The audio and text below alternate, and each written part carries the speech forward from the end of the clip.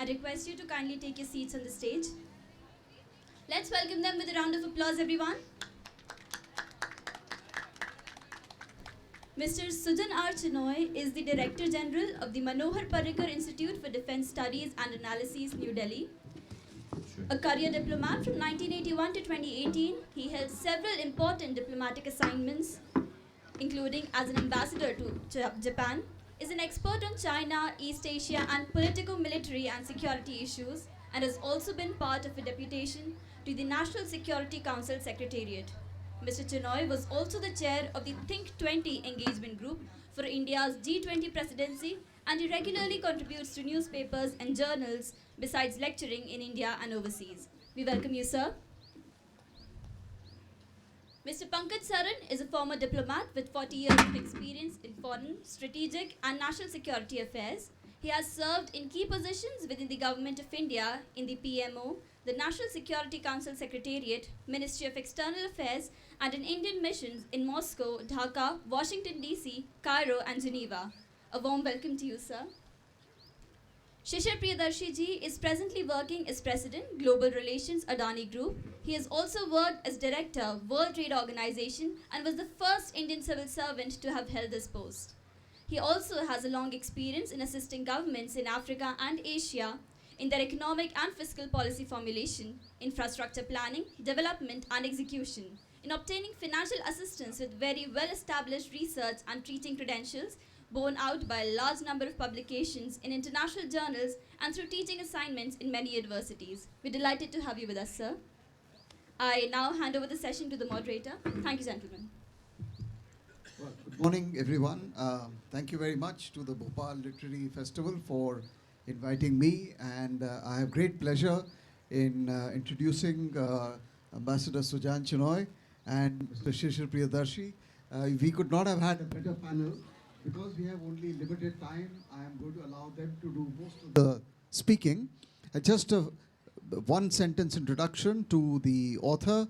Sujan Chinoy has more than 40 years of experience, is a fluent Chinese speaker, an expert on Japan, a sportsman, so a man with many, many different talents and interests, one of India's best diplomats, now heading a key strategic and defense think tank in India, in Delhi. Shishir is a former IAS officer, again more than 40 years experience, 20 years almost as an international civil servant in Geneva, handling trade negotiations.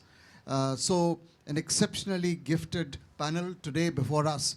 Sujan, I want to begin with you. You have written this book, World Upside Down. The title itself is very suggestive of what you want to say.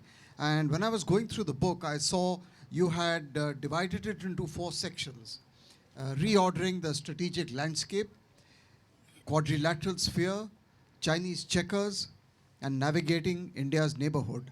All these are really, really important. I want to begin in front of this audience by asking you a very fundamental question.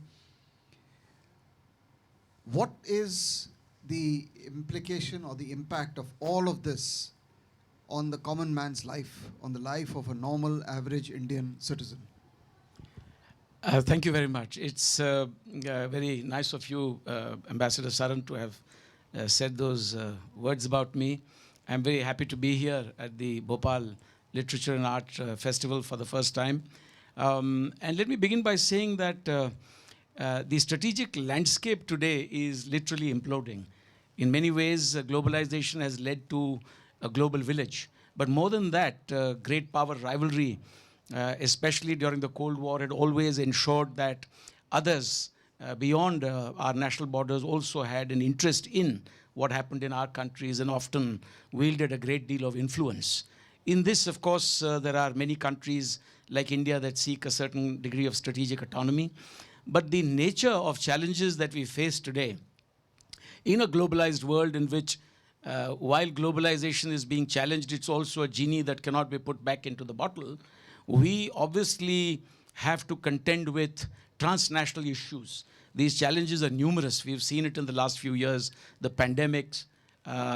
We've seen a number of other challenges like climate change, global warming, We have seen more recently the devastation caused by the wars around us in Europe and in the Middle East, which put a great deal of stress on critical supply chains, on food, fuel, fertilizers, and finance.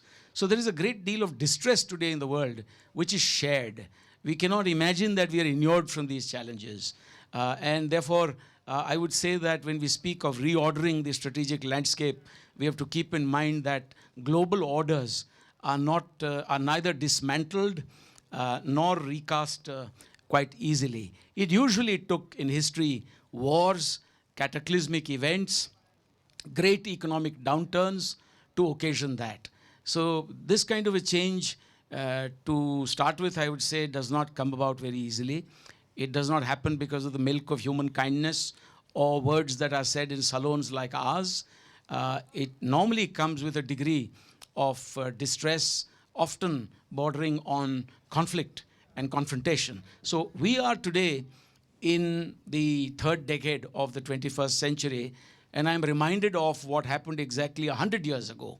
When the 20th century unfolded, you saw a certain degree of great power rivalry between particularly a united Germany led by the Kaiser, the Wilhelmine German Empire, and on the other hand, Great Britain. You saw how it led to, for example, the First World War, where the Allies were pitched against the Central Powers, and the world was looking for a way to create a permanent structure which would guarantee peace, stability, and progress. The Treaty of Versailles turned out to be a damp squib in 1919. And the following year, a valiant attempt was made to establish the League of Nations. But the biggest power then, in terms of economic power, though not quite military at that point of time, that is the United States of America, did not subscribe to the League of Nations. So the League of Nations also chugged along for a few years before it petered out in the 1930s. And those contradictions led to the Second World War. The point again I want to make is that the landscape that we have inherited today is a landscape that was structured very quickly after the end of the Second World War. It was in the likeness of the victors of that war. It was created as a creature of the Western powers. It is, after all, a US-led world order, and it hasn't quite changed, certainly not for the better, over the past 7 odd decades. So this is what we find ourselves in today. Great. That's very, very interesting, because it seems to sum up what you mean by saying that the world is upside down. The question is, what can India get out of this changing world? How do we leverage and manage our way through this kind of rapid process of change? One of the aspects of this change which you mentioned was supply chains, and you also alluded to how globalization has come to stay. So I just want to shift a little bit to Shishir to ask him about, in his experience, this question of globalization, supply chains, interdependence between nations. How is that going? Are you optimistic about the way things are going right now, or are you pessimistic about whether the world is going to be able to handle growing demands, as Ambassador Amb Chinoy has said, of emerging and rising powers like India? Thanks so much, Ambassador Saran, Pankaj, really. It's such a pleasure being on the stage with you and Ambassador Sujan. I'll obviously answer your question, but one point I want to add to what was just being talked about, the strategic landscape. And, you know, it wasn't given, I mean, changes in it won't come about in a platter. Look, my experience was obviously slightly unidimensional in the context of the World Trade Organization. But the change there has been enormous. I joined the World Trade Organization around 2000, you could say. And India, believe me, India would raise its flag and the flag would be overlooked. the power at that time solely rested between the then Quad. So whatever the US and the European Union, partially Japan and Australia decided was literally thrust upon the others. You know, take it or leave it. You take things fast forward 20 years, take it now. India has become such an integral part of the decision-making process in the WTO that there's absolutely no doubt that the strategic landscape, Pankaj, has definitely changed hugely and to our favor. But to a point that I will, ask Ambassador Chinoy to perhaps come in later after I've spoken about this, is that it's not been taken too kindly by the other side, by the developed countries. They, as you said, they loved the order they inherited post-World War II. They don't like these changes where the world changes upside down. And for them, there are only then two options. They will either try and prevent that change, but if they can't prevent that change, then they'll block the functioning of the organization. And the WTO is absolutely a point of example. Not having seen this, what they've done is block the appellate body, block the dispute resolution. So really, apologies for this. No, fantastic. Thank you so much. Talking of change and who blocks it and who instigates the change, you, Sujan, were remarkably in the cockpit of change. You were the chairman of the T20 think tank grouping of the G20. And India just passed over the chairmanship to Brazil. So you did this for 1 year. You led the think tank communities across the world, and particularly in the G20. What was your experience? Does it correspond to what Shishir was saying? Were you think back, are you satisfied with what you were able to do? I think I was greatly satisfied because India's G20 presidency came about at a time when the world is changing in many ways. And let me explain how. Firstly, the era of bipolarity and unipolarity is completely a thing of the past. Today, there is absolutely no doubt that there is no single country in the world that can make its writ felt on all issues at all times in all geographies. And therefore, not even the United States and its Western allies are in a position to wield the same amount of power, because in the interim, particularly over the last 2 decades, and not just because over the last 4 decades China grew and provided much of the new economic growth for the global economy, but also because over the last 2 decades many other countries like India are growing very rapidly. So it is also quite clear that power is fragmented today. And India is one of the beneficiaries of this fragmented power. In this, we have seen that growth is no longer restricted to a certain geography of East Asia, as it was, for example, from the end of the 1970s to about the time of the turn of the century. Thereafter, we've seen unrivaled growth in China, but that's not the only geography where growth and progress are taking place. And therefore, I think India has emerged today with a population of 1.4 billion people, the fastest growing economy in the world, and also accounting for a greater share of the new economic growth that is coming into the global GDP. So we are also in a position to make our voice felt as the voice of the global south. And in the Think 20 experience, I noticed the kind of influence that we can actually wield on the global community. Not because we want leadership of the global south. I think that is a misunderstanding.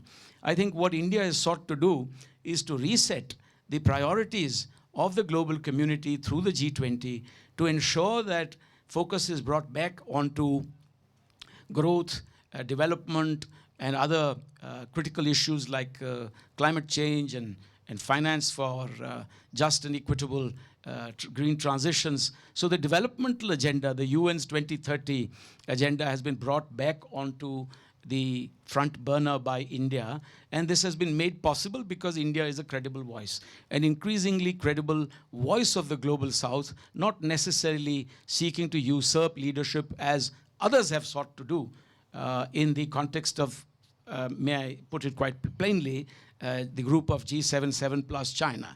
So India has this distinct aura today of leading the charge of the Light Brigade with regard to what I might call a values-based future, one in which India is willing to share its experience with others, its newfound prosperity with others, and also to give ideas and initiatives to the rest of the world. We've done that with regard to the Coalition for Disaster Resilient Infrastructure or the International Solar Alliance.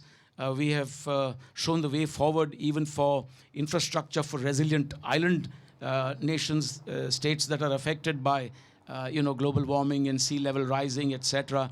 And above all, at the G20, we also were part of the initiative for Global Biofuels Alliance. And I think all this really sets the agenda for the future without compromising on our strategic autonomy. Good, thank you. I think what you and Shishir also have said is that this is a good time for India.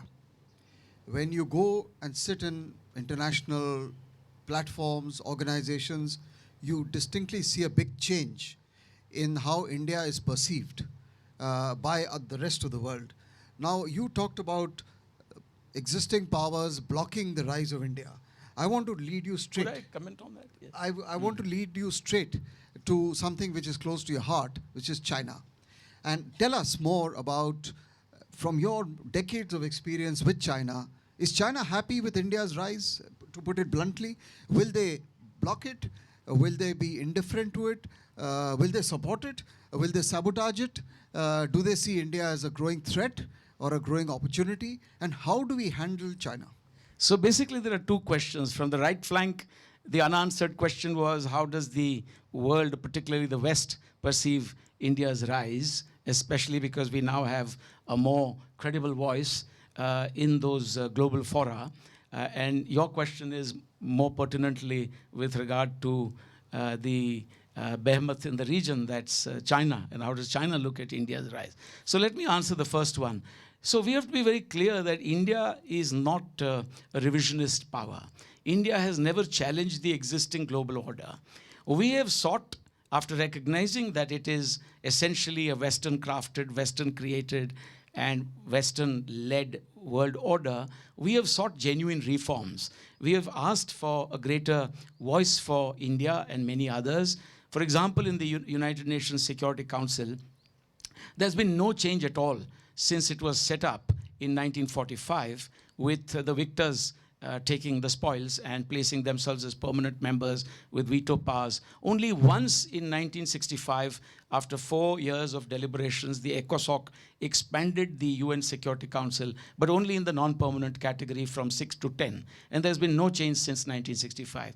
And yet it is in India that is today able to work with this existing order. When you take a look at, for example, China, you find that China, a beneficiary of this existing world order, is not about to cut the limb, the very limb on which it sits, because it's instrumental in its own rise, the existing world order, membership of the UN Security Council, the high table. But it does,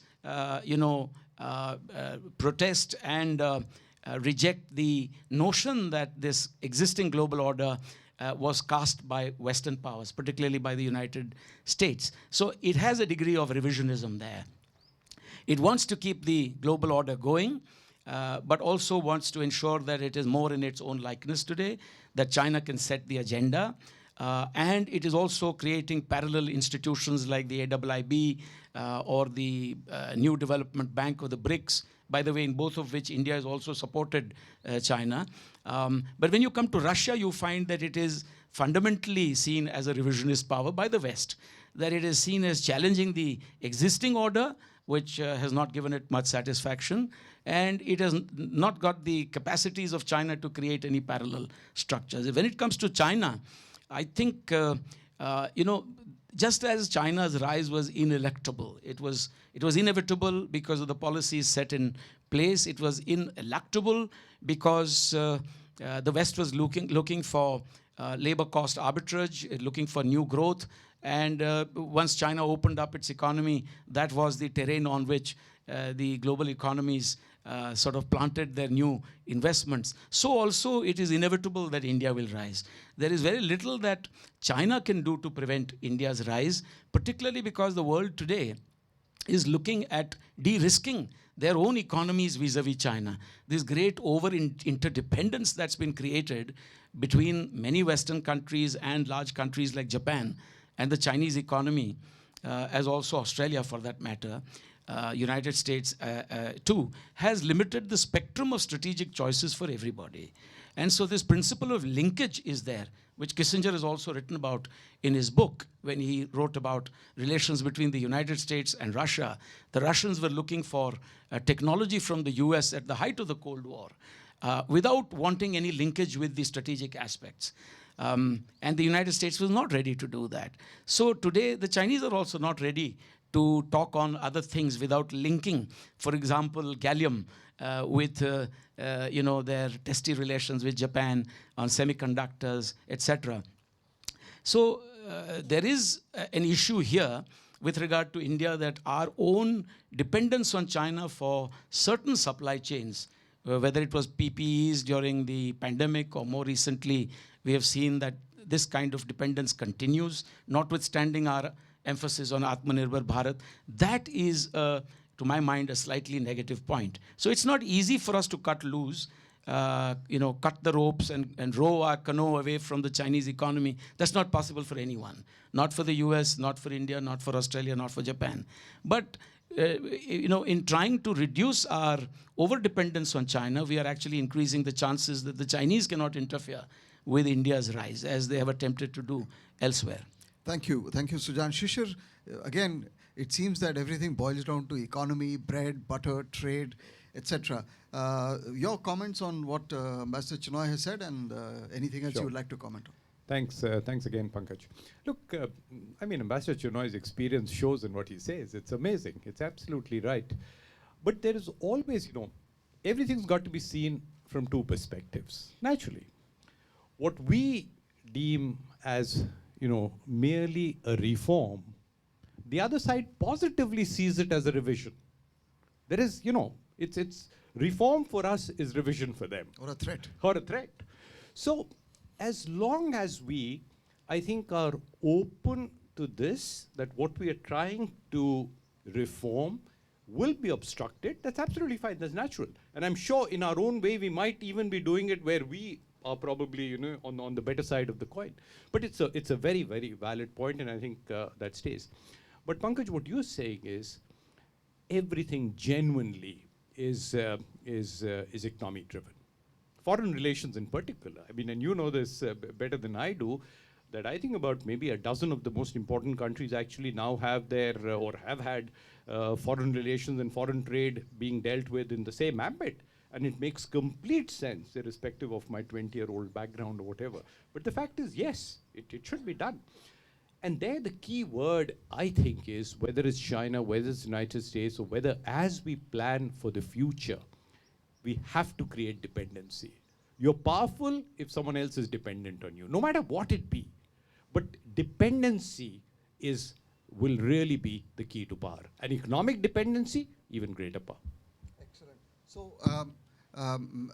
we want to get actually into the audience, and I would like to therefore open the floor for questions, but not before some last comments by you, Sujan. You've written this book. You've called it World Upside Down.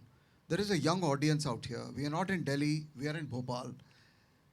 The awareness about international relations and all the, complexities of the world are not exactly the kind of day-to-day exposure which Bhopal gets. It's, in fact, in the middle of the country. What would you like to tell them as a follow-up to your book in terms of what they, in your opinion, can contribute to firstly take advantage of the current strategic situation, and how do you look at the future? We are going to get into another election very soon, in a few months' time, and we will have another 5 years of an elected government. Your last final comments before we go to the floor. So my take is that today, the domestic priorities and external policies are intrinsically linked, and one must appreciate this better. What is happening externally is going to affect sometimes limit, sometimes expand the choices that we make. And likewise, what's happening internally within the country will determine the kind of role we play on the external stage. And here, for me, the top priority for India today is rapid and inclusive economic growth. And I'm sure Mr. Pradeep Mehta will also nod in agreement when I say this, that economic growth is the key. And if India can rapidly ramp up its economic power, then we are going to be able to deliver much more with regard to security issues as well. Quite apart from the fact that there are pressing developmental issues that we face and our broader extended neighborhood also faces. The other point is that we need a peaceful periphery. We also need to ensure that we have excellent relations with major powers and major economies around the world so that we are able to better insert ourselves into their priorities. As new global economic growth comes from our part of the region, I'm told up to 40% now of new global economic growth comes from non-traditional engines of economic growth. So we must do that, and in doing so, I would also urge the younger generation to think about how great powers have risen in the past. I mean, for me personally, there is no example of a power rising without there being what you call a greater regional acceptance of that particular rise. And here again, it comes back to the economics of it, that when we look at intra-South Asian trade, if it's a pathetic 5% or less, and when you look at Latin America, it has 14% of intra-regional trade, and when you look at Southeast Asia or Europe or North America, it's even higher, then that suggests to me that in South Asia, whatever be the permutations and combinations you choose, whether it is SAARC -1 or whether it is BIMSTEC or ACT East, but the focus will have to be on economic growth. And if you can achieve that for the next 10, 15, 20 years, India will have arrived. I think we've done enough work at home. To me, there is a very great clarity that we have created the crucibles and the plug-in points for the global economy to come and invest in India much more than they've done before. Thank you. Thank you so much. That is an excellent summarization of the future and the priorities that we need to set for ourselves. I'd now like to open the floor for questions. I'll request all of you who would like to ask, raise your hands, identify yourself, and if possible, identify the question to whom the question is addressed. So the lady here, please. Thank you so much.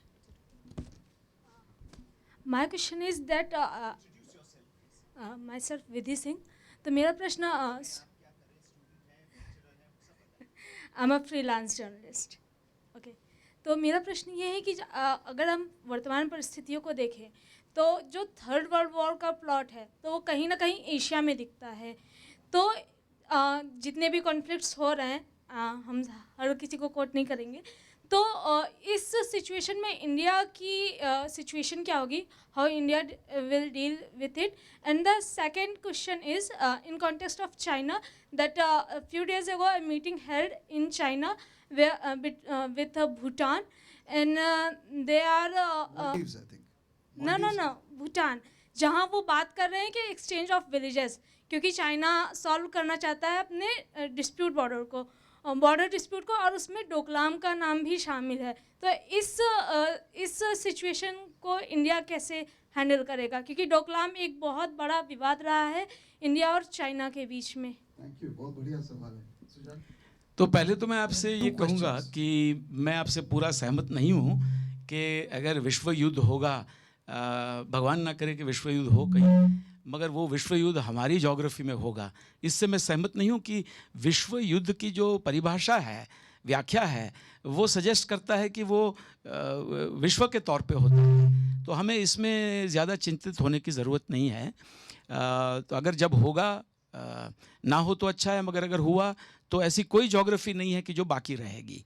क्योंकि हमने देखा है कि जब भी इस type के Wars हुए हैं तो अलग अलग जो बड़े बड़े देश हैं, शक्तियां हैं, आर्थिक शक्तियां या जो मिलिट्री पावर्स होते हैं वो सारे इन्वॉल्व हो जाते हैं और ग्रेट पावर्स तो इन्वॉल्व हो ही जाते हैं। जहाँ तक भूटान की बात आती है, इस किताब में मैंने इंडिया चाइना बाउंड्री पे भी काफ़ी लिखा है। आज समय थोड़ा कम है तो इसलिए हम इसके ऊपर कम चर्चा करेंगे, मगर आपने देखा होगा कि जो चाइनीज़ पोजीशन है वो एक थोड़ी विस्तारवाद की पोजीशन रही है हमेशा। 1949 में जब पीपल्स रिपब्लिक ऑफ चाइना बना तो शिनचांग को टेक ओवर कर लिया था। 1950 में उन्होंने तिब्बत में आक्रमण करके टेक ओवर कर लिया था।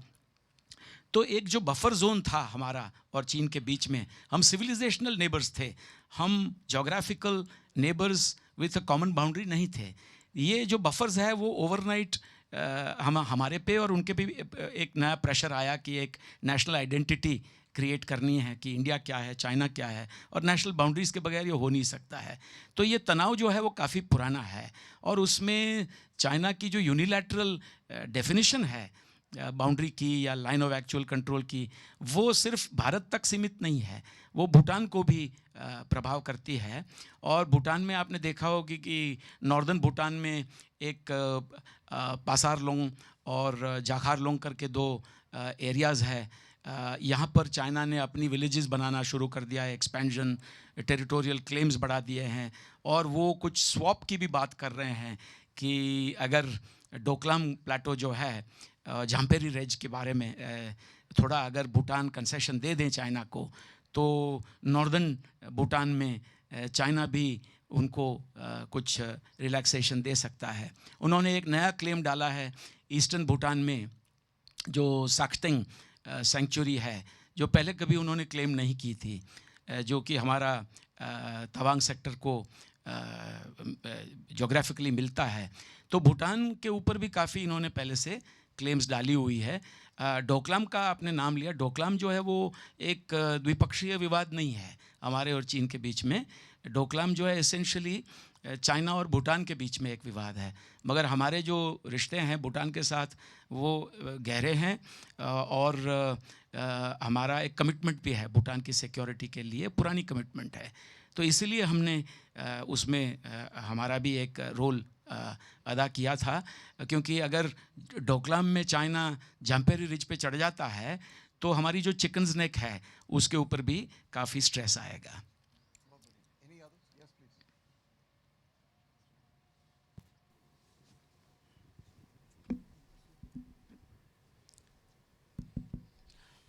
Very good afternoon. My name is Paritosh Dubey, and as Sujanji said, also Pankajji, I've worked at AIGGPA with Professor Chaturvedi, and I am currently working as a communication officer in a social development sector.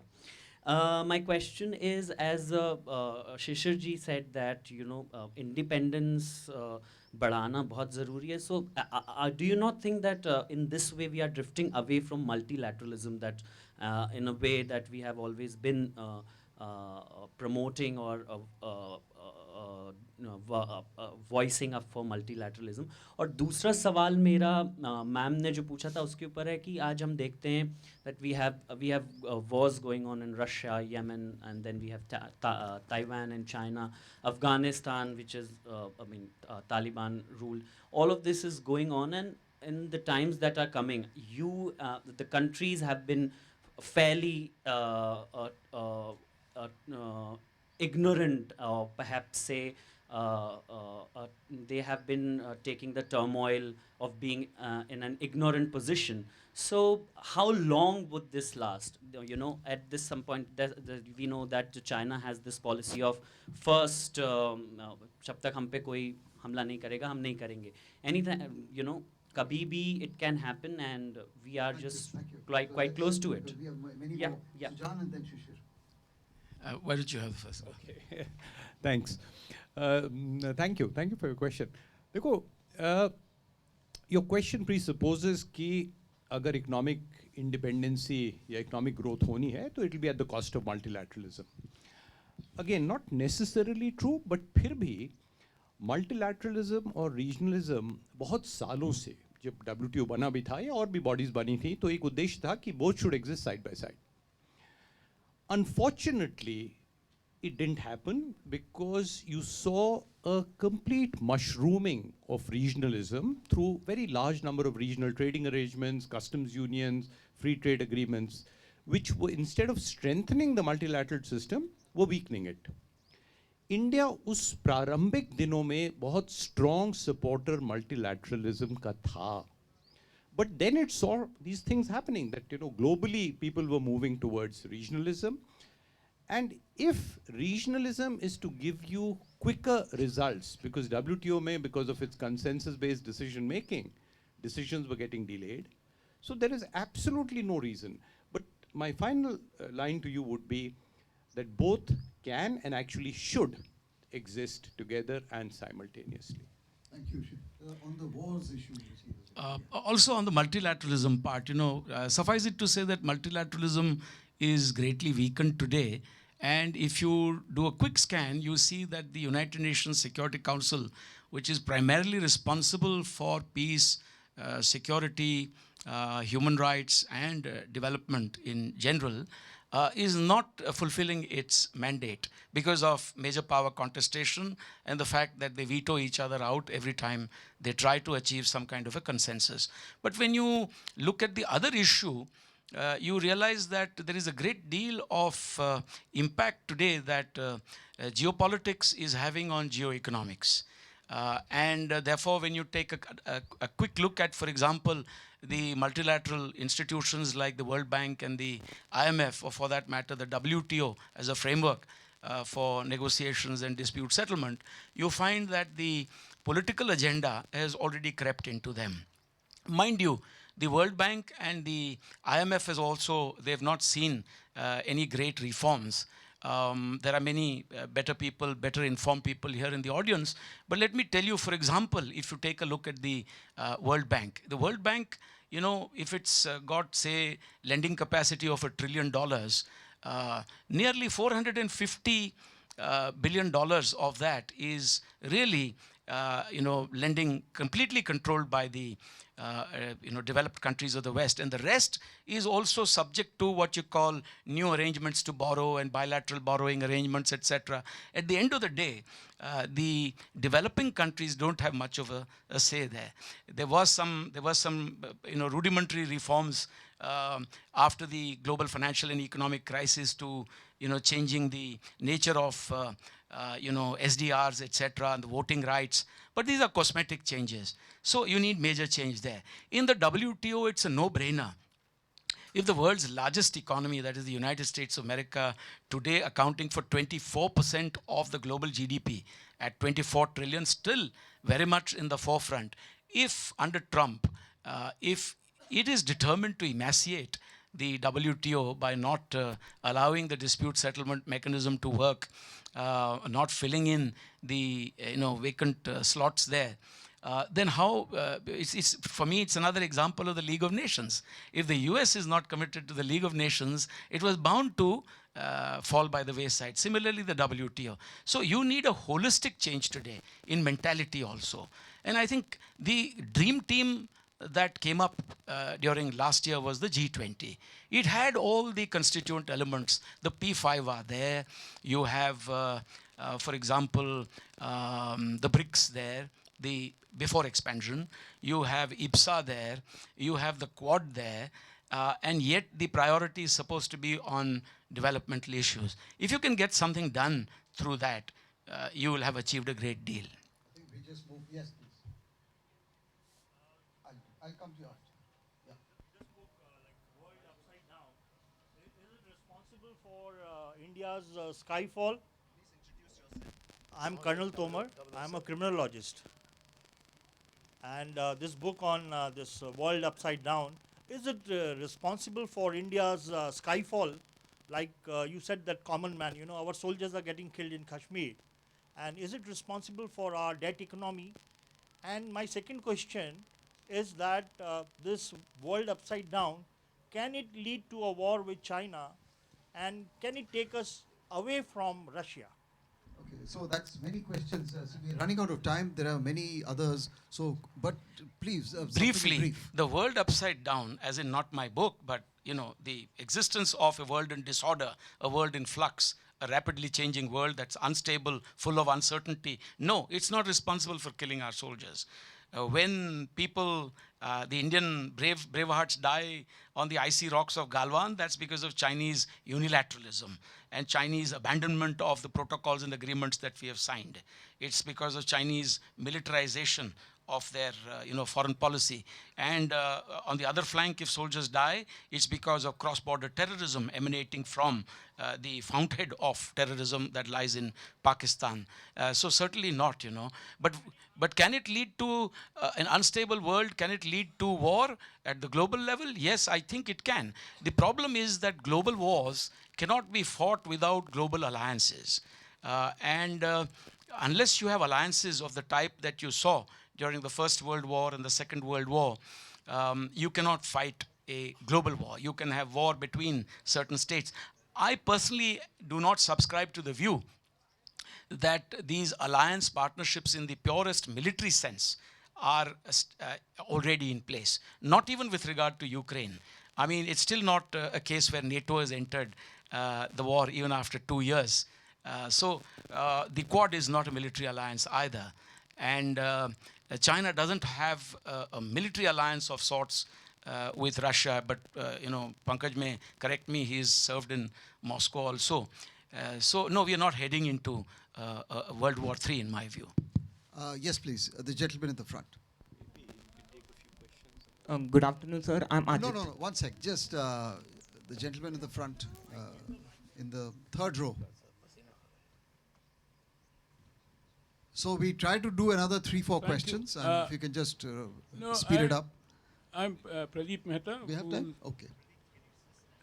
Hello. Yeah, right. My only problem is I have a familial tremor and the mic shakes. That's not because of nervousness, but it's a legacy. Having said that, thank you, Sujan, for having recognized me. I just wanted to make one point, which is very important. I would hesitate to use the word economic dependency. And this is what I would like the youngsters to know, that we talk about economic relations, it doesn't mean that we are dependent upon them. Now, people may not know, but our trade with China and US trade with China has been going up regularly, in spite of all the hostilities that you may think of. Now, the only difference, the nuanced difference is, Shishir, to your point about economic relations, is that we are looking at trade relations closely. Investment is a different ballgame. And because we see that as a possible surreptitious entry of inimical forces, and therefore investment is treated separately than trade is. Now, give you an example, especially to the youngsters. Economic relations is so important. Let me give you an example that India is one of the biggest exporters of medicines, pharmaceuticals. And a lot of our ingredients come from China. If we did not get those ingredients at that low cost, we would not have been competitive in exports also. Government of India is making an effort to generate higher number of ingredients, the chemical ingredients particularly which go into medicines. But just to explain to you that the interrelationship is a part of what is also called in the trade jargon as the global supply chain. So we have to understand that, and we cannot take a very definitive view on this. Thank you. Thank you. So that was more of a comment, I think, less of a question. Right. Thank you. Who's the next? Thank you. No, there was this boy there at the back, in glasses. Yeah. Actually, can you just make it brief? Just the question. Introduce yourself. So I am Aditya Sharma, a media student from Bhopal. So my question was that Russia has always been India's ally in defense and trades. So, sir, would India condemn Russia's actions during the war, or will India continue its unaffected support to the Russia? Sujan? I think that's for you. Well, we haven't condemned Russia, and the war is in a different stage today than it was when it began in 2022. So I do not see India condemning what we did not condemn 2 years ago. The nature of the war has changed.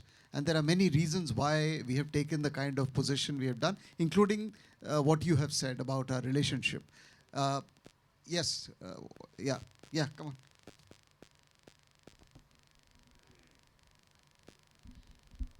A very good afternoon, sir. My name is Kaustubh Parsai and I am a first year law student. And my question is that with the current political landscape that we are seeing, could we potentially see not a Western-led but an Eastern or China-led global order in the future, in the context of the global pandemic increasing the paranoia against China? These are two separate things that you mentioned, but no, I do not see a future global order led by China, because for that, China needs to be much more credible in terms of its actions. It has to be much more transparent. There's got to be much greater trust in what the Chinese are trying to contribute to the global goods. And right now, it's exactly the opposite. China has been seen consistently over the past 2 decades, especially since its entry into the WTO in 2001, as an extractive economic power, one that seeks access to everybody's markets around the world, but then creates hurdles in terms of access to its own market.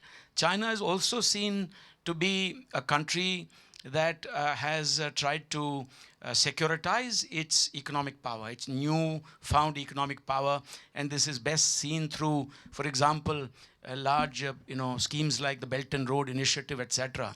In terms of institutions, China is not a democracy. China has an authoritarian structure. It's a single party, kind of structure, and that kind of sway that is required for informing global institutions and getting the global community to coalesce around, shared values is something that's completely beyond the pale of China's, I would say, influence or credibility or image right now. If China were to change for the better, if China were to become more democratic, less militaristic, less unilateral, I think there are many things that one can actually learn from the Chinese model. Not all, but there could be aspects that China can share in a more convincing manner with the rest of the world. Yeah, this is an important, but last 2 questions. I'd give one to the lady there and one on the first row, and we'll close with that. I'm Kanak Khullar. I'm a student studying in the 11th grade. My question is, the Republican vision at the very onset of the 2024 elections in the United States holds the banners of doing away with this very dependence that Sir talked about through the course of his speech, with the very first step on the ladder being doing away with Chinese applications, Chinese commercial footings in the waters of youth involvement. Yet, the Democratic Party has a stronger hand at mass support and vote bank by mere means of appeasing the left wing. However, still, left wing, right wing, same bird. Is it that one of the greatest nations in the world doesn't see the Trojan of Chinese involvement? Or that the only way to bring in reforms and establish strong ground is by singing the song of the woke and the spoke? That's a very easy question. So that's a very easy question for you. No, I mean, from my point of view, without commenting on the United States and its domestic politics, for me, it's very clear that successive US administrations have been blind to the longer-term implications of having a strategic partnership between the world's largest economy, the world's largest, as in biggest democracy, in a certain sense of the term, the United States, and an authoritarian country like China. See, they have structural differences that were well known even when the People's Republic of China was set up in 1949. Those structural differences and visceral suspicion of one another remains even today. And yet there was a half century during which China apologists and Sinophiles, including the late Dr. Henry Kissinger, promoted a strategic partnership. So in the rush to have what you call, economic benefit, the expediencies of economic advantage, the West, particularly the US, did not focus enough on the long-term dangers and implications of allowing technology transfer, including the military sphere, to China.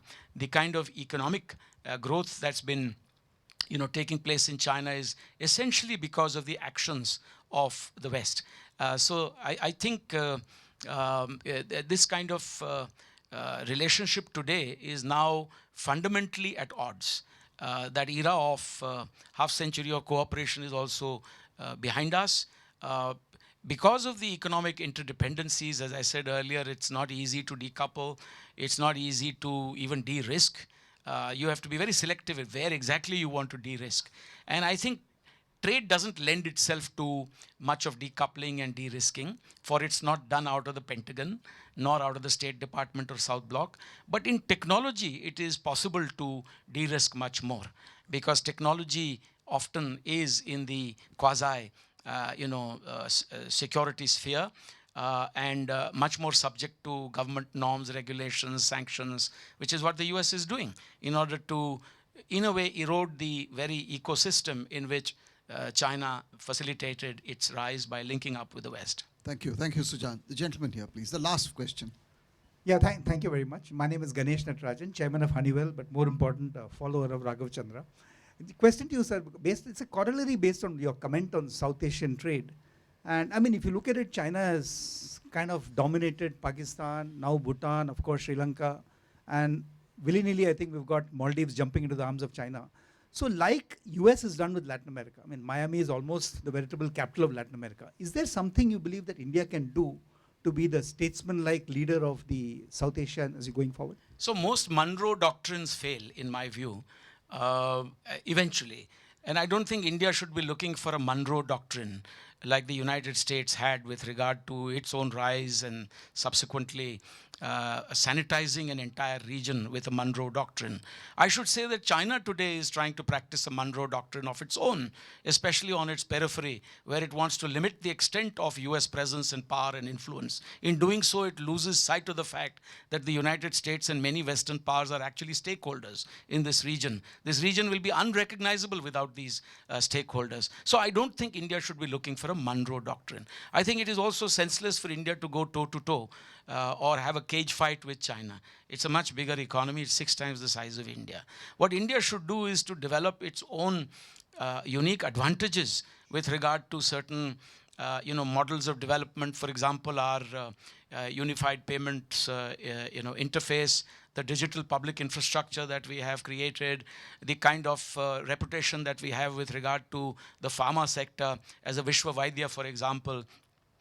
And we must try to secure advantages for ourselves in niche areas without trying to waste a lot of time preventing the entry of others, such as China, for example, in the Indian Ocean. Some of it is inevitable. I mean, let me tell you very frankly that I was in the Maldives a couple of years ago, and for them a bridge is a bridge, Who made it is far less important. I found a similar sentiment in Sri Lanka, that infrastructure is good, no matter who makes it. Now, of course, they must be wise to the fact that they are often caught up in debt diplomacy when they deal with certain, partners. And India is a much better partner. But then our delivery has to improve. When we offer infrastructure, we must complete it on time. And we've been doing much better in this regard in the last 10 years. Let me assure you, much more can be done. Thank you. I'm afraid we couldn't finish all the questions, but I believe there will be an opportunity for you to approach Ambassador Chinoy and Shishir after the session. But before we close, any comments by Shishir? Thanks. Just an absolute 1 minute last comment. If there can be a tip of the proverbial tip of the iceberg, then this discussion has just shown you that about the economic relations and international relations. And if genuinely, books like this or the discussions like this, it basically help us think. I mean, that's what we've been doing. And, international relations has a few black and whites, but largely gray areas. And if you really want to benefit from over 40 years of experience that has gone into this book, I think this will make a very, very interesting reading. And I want to end by really thanking Raghav, because I don't think I'll get an opportunity after that. What an amazing legacy you have set up. It's such a pleasure each time being here. Thank you so much. Thank you, Raghav. Thank you very, very much. Thank you to the distinguished distinguished panelists, Thank to you, the Pankaj. author, Thank and you. thank you so much for the audience and for your very active participation. Thank you so much. And to the BLF. Thank you so much, gentlemen. Yes, big thank you to the moderator, and also a big thank you to Shishir sir and Chinoy sir. I would also request Mr. Chinoy to spend some time at the author's desk if possible, so that people who have more questions can approach you and ask them. And now, as a token of our gratitude, I would like to request Mr. Raghav Chandra sir, founder Bhopal Literature and Art Festival and President Society for Culture and Environment, to present mementos to our panelists. The memento, the mascot of BLF 2024, is developed by senior Gond artist Sri Ram Singh Urveti ji. It reflects a motif rooted in timeless stories. With vibrant strokes, Ram Singh ji brings to life swaying trees and mythical forms, echoing the melodies of Bandev, the revered musical instrument of the Pardhan Gonds. The particular piece chosen for this year highlights how ideas that BLF also helped spread take roots as seeds and grow into beautiful, luscious, sturdy trees, spreading their influence all around them. Thank you so much, everyone.